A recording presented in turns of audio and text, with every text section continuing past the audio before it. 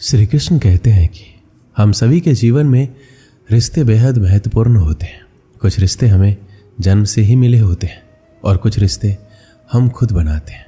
वहीं जरूरी नहीं है कि हम हर रिश्ते को खुश रख सकें या फिर दुख की घड़ी में सभी रिश्ते हमारे साथ हो। कभी कभी करीबी रिश्तों में भी आपसी मतभेद की वजह से कड़वाहट पैदा हो जाती है।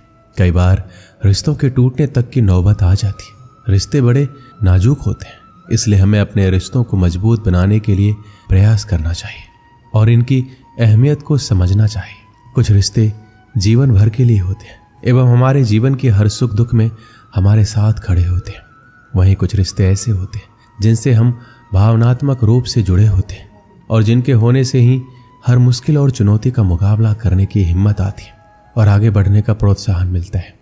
रिश्ते हमारे जीवन चक्र को आसान और सफल बनाने में हमारी मदद करते हैं। इसलिए हम सभी को पूरी ईमानदारी और सच्चाई के साथ अपने जीवन के हर रिश्ते को निभाना चाहिए, चाहे वह माँ बाप का रिश्ता हो, पति पत्नी का रिश्ता हो, भाई बहन का रिश्ता हो या फिर दोस्ती का रिश्ता ही क्यों ना हो।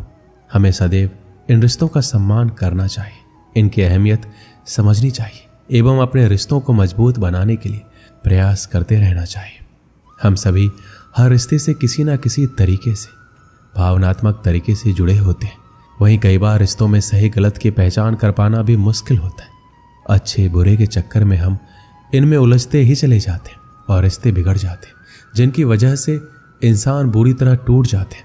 कई बार तो लोग रिश्ते टूटने की वजह से डिप्रेशन तक का शिकार हो जाते हैं। इसलिए ऐसी नौबत ना आए, हमें वक्त रहते रिश्तों की कद्र करनी सीखनी चाहिए।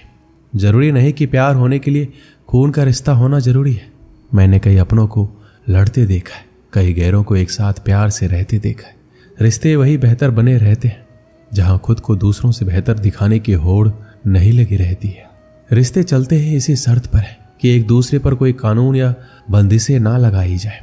रिश्तों में मतभेद तो होते रहते हैं, पर रिश्ते वहां टूट जाते हैं जहां मनभेद हो जाते हैं। जो बुरे वक्त में मददगार नहीं बन सकते वो सच्चे रिश्तेदार कभी नहीं बन सकते। रिश्तों के बीच दूरी इसलिए बढ़ जाती है क्योंकि उनके पास नजदीक आने का वक्त ही नहीं होता। जरूरी नहीं कि रिश्ते निभाने के लिए अक्सर मिले, पर इतनी नजदीकियां जरूर बनाए रखना कि वापस मिलने का अवसर मिले। रिश्तों का हाल मौसम जैसा हो गया है, अपनी जरूरतों के हिसाब से बदलते रहते। रिश्तों में तकरार होती ही रहती है, पर उसकी वजह से रिश्तों में दरार नहीं आनी चाहिए। जब बुरा वक्त आता है तब पता चलता है कि कितने रिश्तेदार हैं और कितने सिर्फ जानने वाले। तस्वीर तो झूठ है जिसमें सब साथ खड़े अपने लगते हैं, पर अपने कितने हैं ये हकीकत बताती है। रिश्तों के ताड़ जोड़े रखना चाहते हो तो फोन पर कम और सामने आकर ज्यादा बात किया करो। रिश्तों की अहमियत को कभी पैसों के तराजू से मत तौलना। इस गलती की कई लोग बहुत भारी रकम चुका चुके हैं। फर्क होता है सच्चे रिश्तेदारों और जानने वालों के मिलने में। अपने प्यार से मिलते हैं और जानने वाले मतलब से मिलते हैं। जब भी मिलो किसी अपने से तो प्यार से मिलना। वक्त का कोई भरोसा नहीं, क्या पता ये तुम्हारी आखिरी मुलाकात हो। गैर सा रिश्ता तो कभी कभी अपने भी नहीं निभाते। जो इंसानियत समझ लेते हैं उन्हें रिश्तों की अहमियत समझने में मुश्किल नहीं होती। जो एक दूसरे के मन का भार मिलकर उठाते हैं वही सच्चे रिश्तेदार होते हैं। माँ बाप का अपनापन भी अलग ही होता है। वो अपने बच्चों के बारे में सोचते सोचते अपने बारे में सोचना ही छोड़ देते। अगर हर व्यक्ति अपना व्यवहार सही कर ले तो काफी कम होगा कि उसे रिश्तेदार गले लगा ले। रिश्तों का अर्थ है दो व्यक्ति जो एक दूसरे की मदद करे, ना कि अपना मतलब निकाल कर मतलब ही बन जाए। घर पैसों से चलता है पर एक कुल रिश्तों से चलता है। हर बार साबित करने की कोशिश में आप कुछ साबित नहीं कर पाएंगे। कभी कभी कुछ कहने से चुप रहना ही बेहतर है। रिश्ते खत्म करने से मुश्किलें खत्म नहीं होगी, शायद दोनों साथ रहेंगे तो मुश्किलें भी आसान हो जाएंगी। रिश्ते वही अच्छे होते हैं जहां दोनों को कहने का बराबर हक मिले। आज रिश्तों की हकीकत ये हो गई है कि सारे रिश्ते झूठे हो गए हैं। आजकल मदद भी रिश्तों में इसलिए ही होती है कि अगर कभी लड़ाई हुई तो एहसान गिना सके। रिश्ते वही है, बस मायने बदल गए। अब हाथ मिलते हैं पर दिल नहीं मिलते। आज के इस दौर में घर में रहने वाले बहुत होते हैं पर साथ देने वाला कोई नहीं होता। श्री कृष्ण कहते हैं जिंदगी में कभी कभी ऐसा वक्त भी आता है जब इंसान अंदर से टूट जाता है, अंदर से मर सा जाता है। ऐसा लगता है सारी परेशानियां मेरी जिंदगी में ही क्यों है। ऐसा लगता है मुसीबतों ने चारों तरफ से घेर लिया हो, जैसे किसी चक्रव्यूह में फंस गए हो।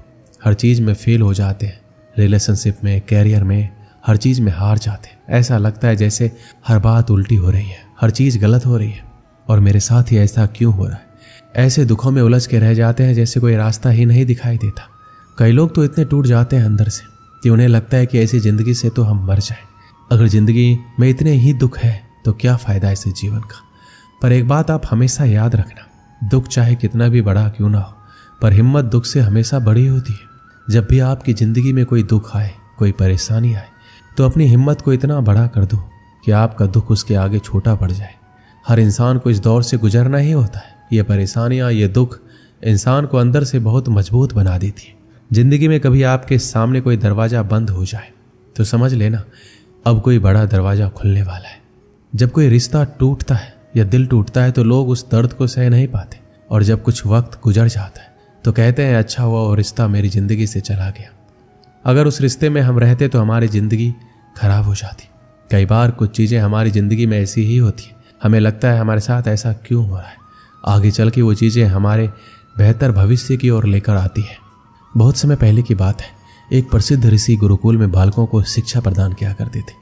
उनके गुरुकुल में अनेक राज्यों के राजकुमारों के साथ साधारण परिवार के बालक भी शिक्षा प्राप्त करते थे। उस दिन वर्षों से शिक्षा प्राप्त कर रहे शिष्यों की शिक्षा पूर्ण हो रही थी और सभी बड़े ही उत्साह से अपने घर लौटने की तैयारी में थे। जाने के पूर्व ऋषिवर ने सभी शिष्यों को अपने पास बुलाया।